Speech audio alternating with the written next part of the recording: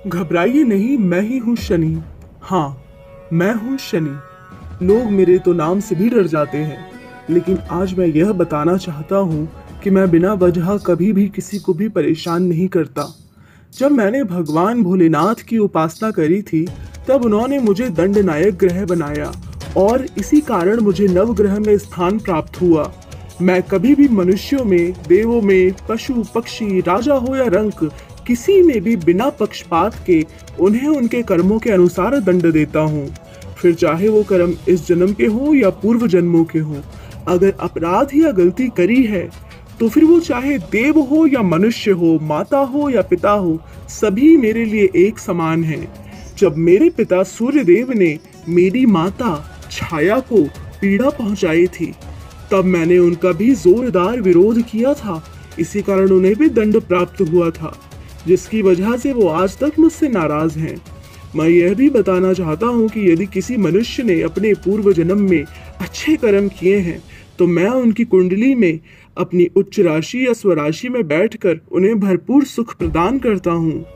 मेरा जन्म कृष्ण पक्ष की अमावस्या को हुआ था। मेरे पिता का नाम सूर्य है और माता का नाम छाया है। यमराज मेरा छोटा भाई है। तापसी, भद्रा, यमुना मेरी सगी बहनें हैं। लोग तो मुझे कई नामों से पुकारते हैं, जैसे शनैश्चर, नील, छायात्मज, असित, सूर्यज आदि। मैं मकर और कुंभ राशि का स्वामी हूँ। पुष्य, अनुराधा और उत्तरा भाद्रपद नक्षत्रों पर मेरा ही अधिकार है।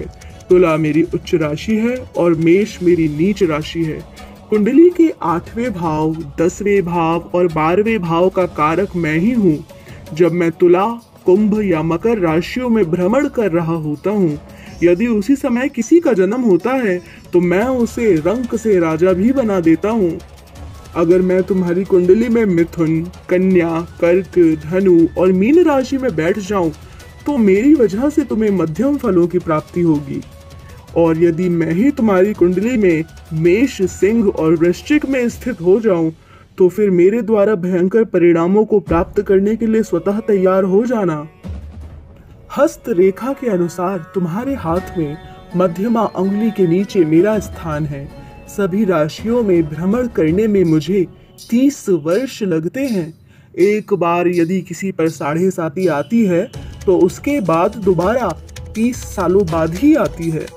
आपने वो कहावत तो सुनी ही होगी कि जाको प्रभु दारुण दुख देही, ताकि मति पहले हरि लेही। मेरा भी यही तरीका है। जिस व्यक्ति को मैं दंड देना चाहता हूँ, पहले उसकी बुद्धि पर हमला करता हूँ, या फिर उसे दंड देने के लिए किसी दूसरे की बुद्धि का नाश कर देता हूँ और उसे दंड देने का कारण बना देता हूँ। मेरी अदालत में अपराधियों को पुराने पाप कर्मों का दंड पहले दिया जाता है और बाद में मुकदमा इस बात का चलता है कि क्या उसके व्यवहार और चाल चलन में किसी भी प्रकार का सुधार हुआ या नहीं।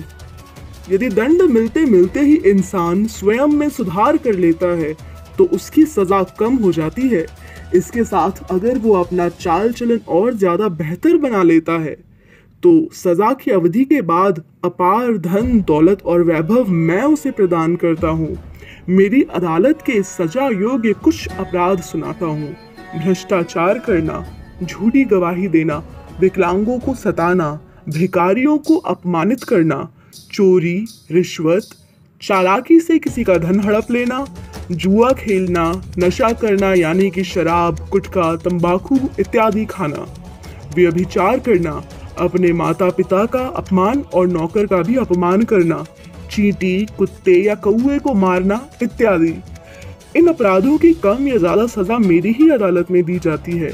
सभी अपराध यदि गिनवाना शुरू करूंगा तो 1 वर्ष का समय भी कम पड़ जाएगा। न्याय करने के क्षेत्र में काले रंग को विशेष जगह मिली हुई है, इसीलिए मेरी वेशभूषा भी काली ही है। और आज भी न्यायालयों में वकील काला वस्त्र पहनते हैं।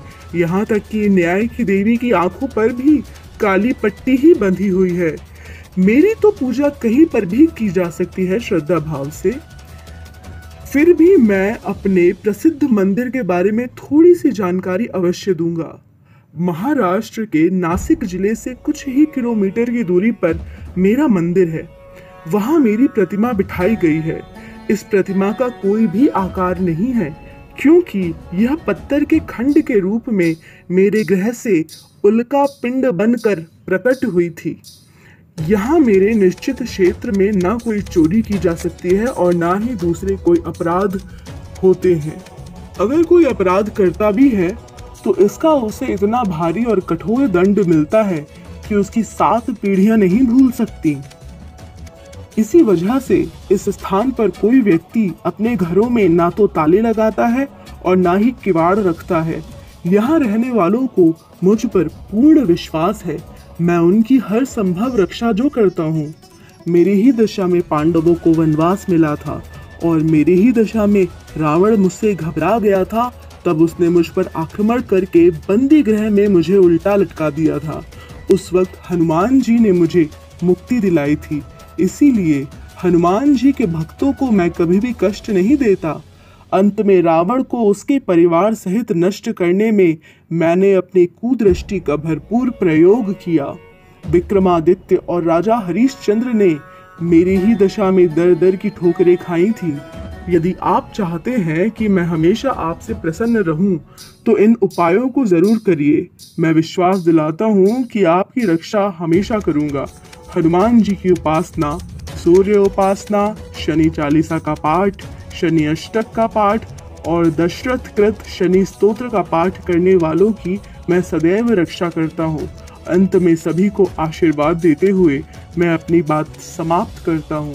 ओम नमः शिवाय।